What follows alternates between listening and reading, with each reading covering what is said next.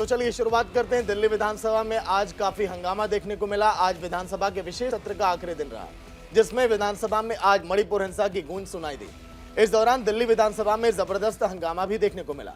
मणिपुर हिंसा को लेकर दिल्ली के सीएम अरविंद केजरीवाल ने मोदी सरकार को एक बार फिर से घेरा है, जिस पर बीजेपी विधायकों ने हंगामे के बीच सदन से वॉकआउट कर दिया। मुख्यमंत्री ने कहा कि मणिपुर के अंदर जो घटना घटी वो दर्दनाक है, लेकिन इससे भी बड़ा दर्दनाक ये है कि जो बीजेपी के विधायक ये कहकर विधानसभा से चले गए कि मणिपुर से उनका कोई भी लेना देना नहीं है। मणिपुर के लोग ये देखकर भला क्या सोच रहे होंगे। साथ ही सीएम ने आगे कहा कि ये सिर्फ विधायक नहीं कह रहे, बल्कि ये पीएम का भी संदेश है जो विधायक बोल रहे हैं। सुनिए आप। पूरी की पूरी इनकी सारी सरकारें और उनके सबसे बड़े नेता प्रधानमंत्री श्री नरेंद्र मोदी जी का संदेश है कि मणिपुर से उनका कोई लेना देना नहीं। जब से मणिपुर की घटना घटी है, प्रधानमंत्री जी चुप हैं। मणिपुर के अंदर 6500 एफआईआर हो गई 190 दिन के अंदर। 3 मई से लेकर 31 जुलाई के बीच में 6500 एफआईआर हो गई। प्रधानमंत्री जी चुप रहे। मणिपुर में 4000 लोगों के घर जला दिए गए।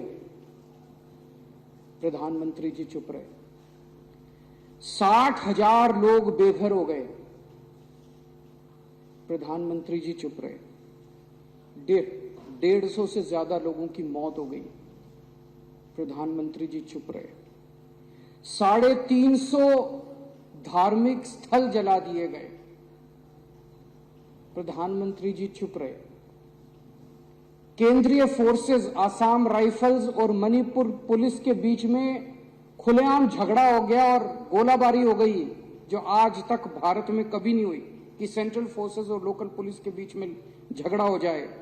पूरी दुनिया के अंदर भारत की थू थू हो रही है। यूरोपियन पार्लियामेंट के अंदर इस पे चर्चा हुई, अमेरिका के अंदर इस पे चर्चा हुई, वहां के नेताओं ने इसकी थू थू की, लेकिन भारत के प्रधानमंत्री चुप रहे, कुछ नहीं बोले।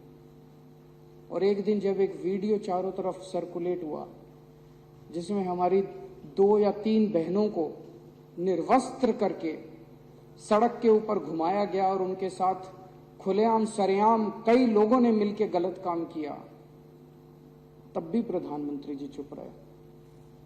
उनके मुख्यमंत्री कहते हैं ये कोई आइसोलेटेड इंसिडेंट नहीं है, यहां तो ये रोज ही हो रहा है। मैं ये पूछना चाहता हूं कि एक देश का प्रधानमंत्री एक पिता के समान होता है सबके लिए। वो जो बेटियां जिनके साथ ये गलत काम किया जा रहा था, या इतनी बेटियों के साथ उनके मुख्यमंत्री का बीरेंद्र सिंह का कहना है कि ये तो रोज हो रहा है। यहां पे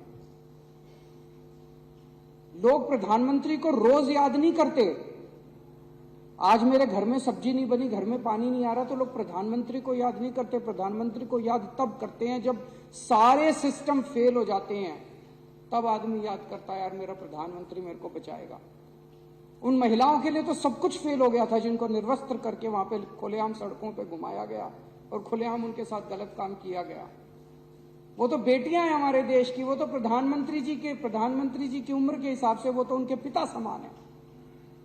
पोजीशन के हिसाब से भी, उम्र के हिसाब से भी प्रधानमंत्री तो उनके पिता समान है। और जिस दिन अगर बेटियों की सरेआम इज्जत लुट रही है और बाप कहे कि मेरा इससे कोई लेना देना नहीं है, तो बेटियां कहाँ जाएंगी? बाप अगर ऐसे मौके पे मुंह मोड़ ले तो बेटियां कहाँ जाएंगी?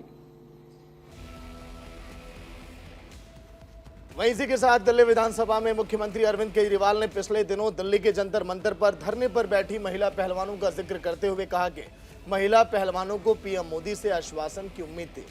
उम्र के लिहाज से भी प्रधानमंत्री बेटियों के पिता के समान है। अगर बाप मुंह मोड़ ले तो बेटियां भला जाएंगी कहां? वहीं दूसरी ओर मुख्यमंत्री ने चीन का मुद्दा उठाते हुए कहा कि चीन हमें आंख दिखा रहा है, ललकार रहा है, लेकिन प्रधानमंत्री चुप है। पीएम महाबलेश्वर में चीनी प्रधानमंत्री का हाथ पकड़कर उनके साथ चल रहे थे। चीन ने मई 2020 में गलवान में भारतीय जमीन पर कब्जा कर लिया था। उन्होंने दिल्ली की 4 गुना जमीन पर कब्जा कर लिया, लेकिन इसके बाद भी पीएम चुप रहे। अभी थोड़े दिन पहले मेरे को याद है जंतर मंतर के ऊपर हमारी महिला पहलवान जंतर मंतर के ऊपर बैठी थी। उनके आरोप थे कि उनके साथ कुश्ती फेडरेशन के प्रेसिडेंट ब्रजभूषण सिंह ब्रजभूषण सिंह ने उनके साथ छेड़खानी किया और उनके साथ गलत हरकतें की है।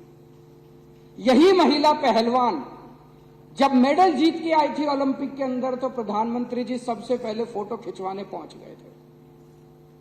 और वो वीडियो भी देखा मैंने जिसमें उन्होंने महिला पहलवानों को कहा, बेटा तुम मेरी बेटियों के समान हो, कल को कोई दिक्कत हो मेरे पास आ जाना। जब उन महिला पहलवानों ने कहा कि हमारे साथ पिताजी, हमारे साथ गड़बड़ हो गई, हमारे साथ बदसलूकी हो गई, तो प्रधानमंत्री जी चुप हो गए। प्रधानमंत्री जी ने चुप्पी साध ली।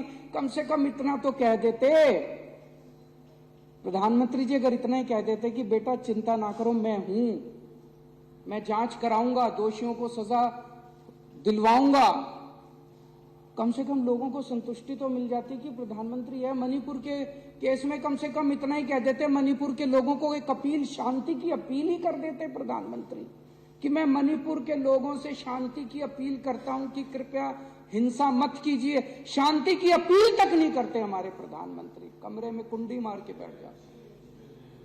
जब ये महिला पहलवान थी, महिला पहलवानों को एक अपील कर देते, वो तो बेचारी केवल प्रधानमंत्री से 2 शब्द सुनने के लिए बेताब थी। अगर वो कह देते कि बेटा चिंता ना करो, जिसने भी तुम्हारे साथ गड़बड़ किया मैं उनको बख्शूंगा नहीं। जब चाइना पिछले 9 साल से चाइना हमें आंख दिखा रहा है, जब देखो चाइना हमें आंख दिखा रहा है, प्रधानमंत्री जी चुप है, प्रधानमंत्री जी के मुंह बंद है, प्रधानमंत्री के मुंह से चाइना शब्द नहीं निकलता इस प्रधानमंत्री के मुंह से।